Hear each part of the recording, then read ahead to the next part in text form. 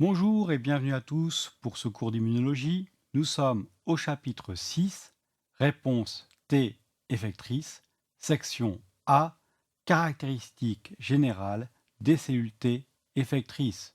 Ce cours amorce une série de 3 cours sur les fonctions des cellules TCD4 et TCD8. Vous trouverez, 6 juin, le sommaire des 3 cours. Le premier cours, que nous amorçons à l'instant, portera sur les caractéristiques générales des cellules T. Le deuxième cours discutera la notion de différenciation des cellules TCD4 en sous-types. Nous revisiterons à nouveau le concept de différenciation TH1, TH2, TH17, Treg discuté dans le cours 5. Le cours 3 portera sur les réponses TCD8, les CTL. Nous clôturons ce cours en parlant de la résolution de la réponse T et des mécanismes d'évasion développés par les parasites pour échapper aux cellules T. Avant de commencer ce cours, il est bon de rappeler que les cellules T remplissent 3 fonctions. La première est d'éliminer les microbes intracellulaires, notamment les virus qui infectent et prolifèrent à l'intérieur des différents types cellulaires. Cette fonction est médiée par les cellules T cytotoxiques. La deuxième est de défendre l'organisme contre les microbes intracellulaires adaptés à la survie au sein des phagocytes. Cette fonction est médiée par les cellules TCD4 qui activent les macrophages. Enfin, la troisième fonction est d'assister le développement des réponses immunitaires B. En effet, nous avons vu que dans le cas d'un antigène thymus dépendant, le lymphocyte B requiert l'aide d'un TCD4 qui fournit le signal 2. Ainsi, les cellules T sont au cœur de la réponse immunitaire adaptative et sont appliquées à la fois contre les pathogènes intracellulaires et extracellulaires. Nous avons vu que 2 types de cellules T contribuent à la réponse immunitaire adaptative. Les cellules TCD4 ou T-helper jouent un rôle important dans la mise en place de la réponse immunitaire adaptative en activant les cellules B et en stimulant les cellules TCD8, notamment via la production de cytokines. Les cellules TCD4 stimulent aussi les phagocytes à tuer les microbes survivants dans les vésicules phagocytaires. Le deuxième type est les cellules TCD8, qui tuent toutes les cellules contenant des virus ou des infections microbiennes intracellulaires, ce qui permet d'éliminer les réservoirs d'infection. Les cellules T reconnaissent les antigènes protéiques à 2 stades, soit naïfs, soit effecteurs.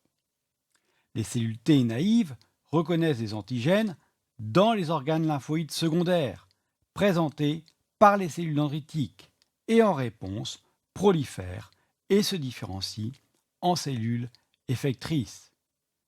Les cellules T effectrices reconnaissent les mêmes antigènes partout dans l'organisme et en réponse vont éliminer ces microbes.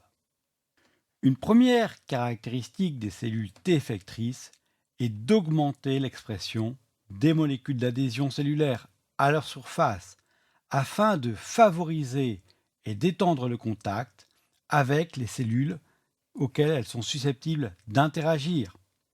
Les cellules présentatrices d'antigènes professionnelles, comme les cellules dendritiques, les cellules B et les macrophages, dans le cas des cellules TCD4, ou toutes les cellules cibles, dans le cas des cellules CTL.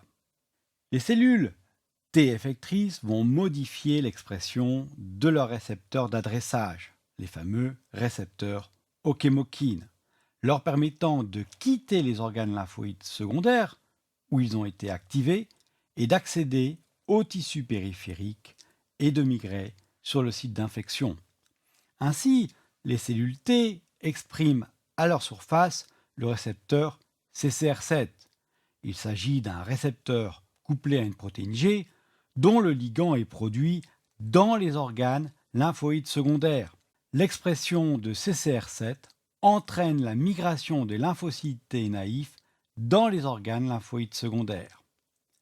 Les cellules T effectrices vont exprimer d'autres récepteurs aux chémokines. Ils arrêtent d'exprimer CCR7 et expriment les facteurs CCR5 et CXCR3. Ces récepteurs aux chémokines, qui sont des marqueurs de différenciation des cellules T effectrices, jouent un rôle dans la migration de ces cellules vers les tissus infectés. On notera que le récepteur aux chémokines CCR5 est un récepteur qu'utilise le virus du sida pour entrer dans certains types cellulaires.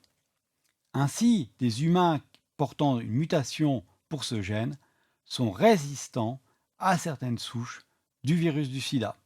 Une autre caractéristique des cellules T effectrices est d'exprimer des ensembles de récepteurs membranaires, de cytokines et d'enzymes qui sont absents des cellules T naïves.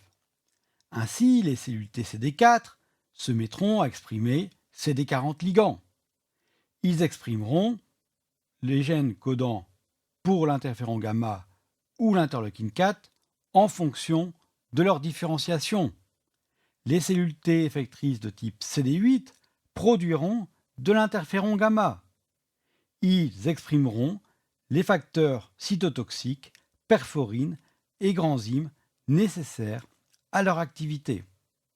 Nous résumerons ce petit cours en soulignant que les cellules T effectrices expriment des cytokines, des récepteurs de chymokines, des protéines d'adhésion et des molécules effectrices spécifiques afin d'interagir avec les cellules cibles.